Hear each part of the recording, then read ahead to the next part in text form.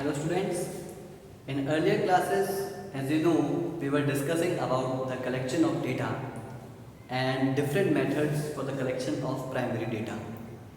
In today's class, we will continue that discussion and we'll learn about enumerators method and the mailing method. These are the two types of questionnaires and schedule method. When information is collected with the help of questionnaire and schedule, these two methods are used. Now, what is questionnaire and what is schedule?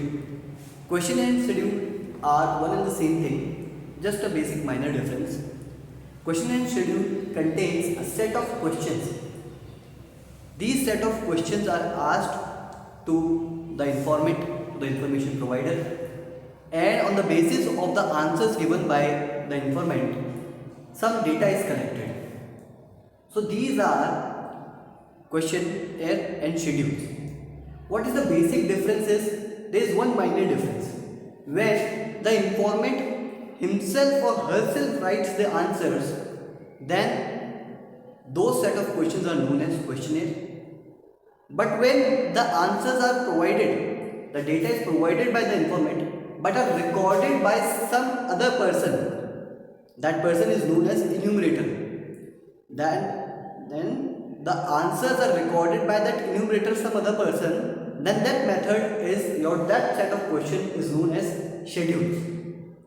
अगर answers आपने दिए और answers आपने खुद ने लिखे हैं तो आपने क्वेश्चनेयर का आंसर्स किए हैं, लेकिन अगर आपने आंसर दिए और किसी और ने वो आंसर लिखे हैं, कोई और उसे रिकॉर्ड कर रहा है, उस इंसान को बोलते हैं न्यूमरेटर, तो वो आप फिर शेड्यूल्स का आंसर कर रहे हैं, क्वेश्चनेयर का आंसर नहीं कर रहे हैं। दोनों सेम ही चीज़ है, दोनों में सेट ऑफ क्वेश्चंस ही हैं। आंसर कौन कर रहा है उस पर डिपेंड करेगा कि उसे क्वेश्चनेयर बोला जाएगा या शेड्यूल बोला जाएगा। ठीक है, चलिए तो अब इसमें देखते हैं दो मेथड हमारे पास में, one is mailing method and the other is enumerators method.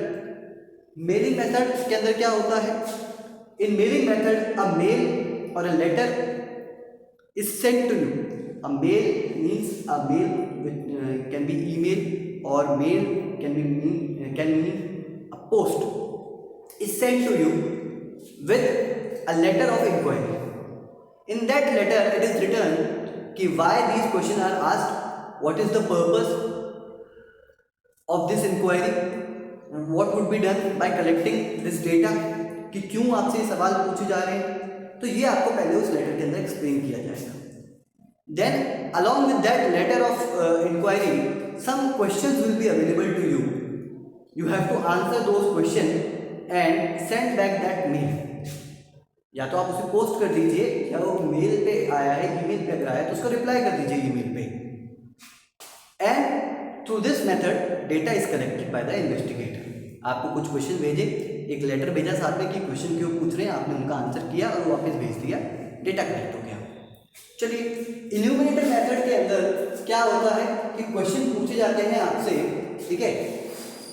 Investigator जो इन्वेस्टिगेशन कर रहा है वो किसी एक इंसान को अपॉइंट करता है, कोई एक्सपर्ट होता है वो अपनी फील्ड का, जो भी क्वेश्चन वो पूछने जा रहा है उन क्वेश्चंस का एक्सपर्ट है, और उस एक्सपर्ट को बोलते हैं इन्यूमरेटर।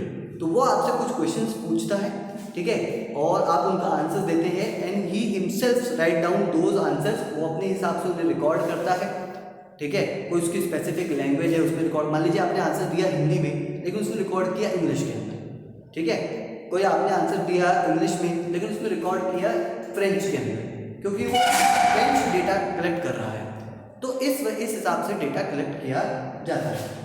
चलिए, तो इन्यूमरेटर आपका डेटा कलेक्ट कर रहा है तो उस मेथड को आप इन्यूमरेटर्स मेथड बोलेंगे। क्लियर है? अब मेरिट्स डिमेरिट्स हम इसकी देख लेते हैं, क्या इसके फायदे क्या इसके नुकसान है। What are the merits and demerits? पहला, मेलिंग मेथड इज इकोनॉमिकल, क्योंकि एक साथ बहुत सारे लोगों को मेल भेज दिया जाता है, ठीक है, तो वो मेलिंग इकोनॉमिकल हो गए। एक साथ ईमेल में तो देखिए कुछ कॉस्ट भी नहीं आती है, एक साथ बहुत सारे लोगों को ऐड करके उसके अंदर मेल भेज सकते हैं। पोस्ट के अंदर भी इतनी कुछ खास मेल कॉस्ट नहीं आती है, तो आपका टाइम, मनी, एफर्ट्स जो हैं कंपेरेटिवली बहुत कम लगते हैं इतने सारे लोगों से इंफॉर्मेशन कलेक्ट करने में। और किसी मेथड से जाएंगे तो शायद बहुत सारा टाइम, मनी, एफर्ट्स आपके लग जाए, इसलिए इसे इकोनॉमिकल बोला गया।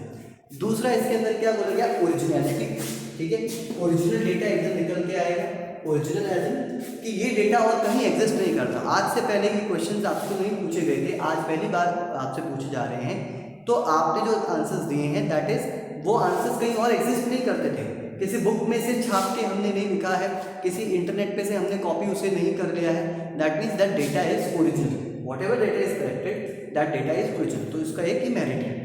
थर्ड इज वाइड कवरेज, इतने सारे लोगों को एक साथ कवर कर लेना तो हम वाइड कवरेज ही बोलेंगे कि इतने सारे लोग इतने सारा एरिया एक साथ हम कवर कर सकते हैं, तो ये इसका मेरिट है कि वाइड कवरेज हमें इसमें मिलती है। चलिए डीमेरिट्स देखते हैं कि what are the demerits. Lack of interest, first demerit, first demerit is lack of interest. Sir मतलब आपके पास में एक मेल आया है, ईमेल आया है, पोस्ट आया है, आप बोले हम क्यों इसका जवाब दें, उसमें लिखा हुआ भी है कि भाई हम इस वजह से इस पर्पज से डेटा कलेक्ट कर रहे हैं, तो आप बोले हमें क्या, हमारा कौन सा नुकसान हो रहा है अगर हम आंसर नहीं करेंगे तो जितने भी इंफॉर्मेशन प्रोवाइडर हैं वो बहुत बार इसके अंदर इंटरेस्ट नहीं दिखाते हैं, रिप्लाई वो नहीं करते हैं, ठीक है, अपने आंसर्स वापस वो नहीं भेजते हैं, मेल पढ़ लेते हैं लेकिन उसका जवाब नहीं देते हैं, उनका वो जवाब वापस नहीं भेजते हैं, तो ये एक बहुत बड़ा प्रॉब्लम है यहाँ पे, lack of interest.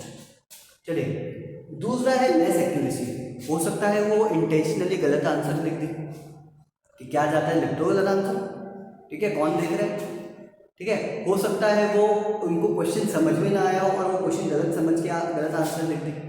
For example exam में आपके साथ होता है, एग्जाम में आपको क्वेश्चन दे दिए जाते हैं और आप उन क्वेश्चन पेपर को पढ़ते हैं, उसमें कोई क्वेश्चन आपको समझ में नहीं आता है, आप या गलत समझ लेते हैं उसे और उसके हिसाब से आंसर कर जाते हैं, ठीक है, तो वो भी एक तरह का क्वेश्चन एरिया है ना, तो वहाँ पे आप लेस एक्यूरेट डेटा प्रोवाइड करा रहे हैं, क्लियर है, ठीक है, सही है डेटा। और that is third is limited use. देखिए इस मेथड के थ्रू, जब मेलिंग मेथड जब यूज़ किया जा रहा है तो इस मेथड के थ्रू आप इंफॉर्मेशन पढ़े लिखे लोगों से ही एंड स्पेशली समझदार लोगों से ही ये इंफॉर्मेशन कलेक्ट कर सकते हैं, उनको पढ़ना भी आना चाहिए, लिखना भी आना चाहिए और समझदार भी वो होने चाहिए, ठीक है, ये सब होंगे तब जाके वो आपको अपनी इंफॉर्मेशन प्रोवाइड कर पाएंगे, ठीक है, तो लिमिटेड यूज़ हो गया कि इतने से ही लोगों से आप जो पढ़े लिखे हैं, समझदार हैं, और ज़रूरी नहीं जो लैंग्वेज में आपने क्वेश्चन भेजे हैं वो उनको पढ़ने लिखने आता हो सकता है आपने इंग्लिश में भेज दिया, उनको इंग्लिश में पढ़ना लिखना नहीं आता हो, तो बहुत लिमिटेड लोगों से आप डेटा कभी कभी इसमें कलेक्ट कर पाते हैं, तो इसका एक लिमिटेड यूज़ है कि आपको बहुत सेलेक्टेड कैटेगरी आपकी सेलेक्ट करनी पड़ेगी। चलिए अब इन्यूमरेटर्स मेथड के मेरिट डीमेरिट देख लेते हैं।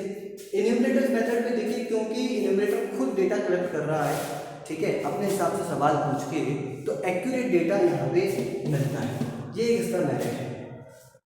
दूसरा पर्सनल कांटेक्ट करने का मौका यहाँ पे मिलता है, ठीक है, सामने आपके इंफॉर्मेंट है, आप उससे सवाल पूछ रहे हैं, तो अगर उसे कोई सवाल समझ में नहीं आया और तो वो उसे रीफ्रेम करके आंसर दे, सवाल पूछ सकता है कि मैं ये पूछना चाहता हूँ इस इन्फॉर्मेशन में, ठीक है, for example if I ask you some question and you say sir I don't get it, ठीक है, आपने क्या पूछा मेरे को समझ में नहीं आया, तो मैं इस क्वेश्चन को रीफ्रेम कर देता हूँ, वापस अलग तरीके से पूछता हूँ, तो आप बोलते हैं हाँ सर आप समझ में आ गया और आप उसका जवाब दे देते हैं। So when this is possible, when I am myself is present in front of you to ask और to reframe that question, that's why personal contact is a merit in numerator method, data आसानी से collect हो पाएगा। Third is wide coverage, कि ज़्यादा लोगों तक हम पहुंच सकते हैं, इन्यूमरेटर्स बहुत सारे, क्योंकि वो एक्सपर्ट होता है तो बहुत सारे लोगों का डेटा वो कलेक्ट कर सकता है, बट साथ ही साथ इसका एक डीमेरिट भी है, क्योंकि अगर हम वाइड कवरेज इसमें करने जाएंगे, ठीक है, बहुत सारे लोगों से अगर हम कलेक्ट करने जाएंगे डेटा, तो हमारा टाइम, मनी, एफर्ट जो है बहुत ज़्यादा लग जाएगा, तो that would be an expensive method to collect data. Third is availability of enumerator, sorry next demerit is availability of enumerator. To ask your question, to collect that data, you need some experts. You need some experts to collect data. So that availability of that expert is bit difficult. इसीलिए availability of enumerator यहाँ पे एक demerit है। हो सकता है आपको अपना स्टडी करने के लिए 10 enumerator चाहिए, लेकिन आपके पास 8 ही अवेलेबल है, 7 ही अवेलेबल है, तो that availability, that required expert is a difficulty, is a demerit. And next is partial. हो सकता है जो इन्यूमरेटर जो डेटा कलेक्ट कर रहा हो दैट इज बायस्ड और पार्शियल टुवर्ड्स यू। ठीक है, मान लीजिए एग्जामिनर आया कोई वाइवा के अंदर, ठीक है, एग्जाम्पल लेते हैं कि वाइवा आपका चल रहा है, जो वाइवा लेने एक्सटर्नल आए हैं वो आपके नोन निकल गए, ठीक है, आपके कोई रिलेटिव निकल गए, तो आपने कैसे भी उनको सवाल जवाब दिए, लेकिन उन्होंने एकदम देखा कि नहीं नहीं बच्चे को एकदम सही आता है, एकदम आपको पूरे में से पूरे नंबर दे दिए, बिकॉज वो आपके रिलेटिव थे। तो ये जो डेटा है कभी कभी पार्शियल डेटा भी कलेक्ट कर सकता है, ये मेथड जो है पार्शियल डेटा भी कलेक्ट कर सकता है, that is a demerit of this data. Okay, ठीक है, तो ये हमने पूरा क्वेश्चन एंड शेड्यूल वाला जो मेथड है, दो तरीके से जो कलेक्ट कर सकते हैं वो हमने देखा। So that's all for today, we will continue in next class. Thank you.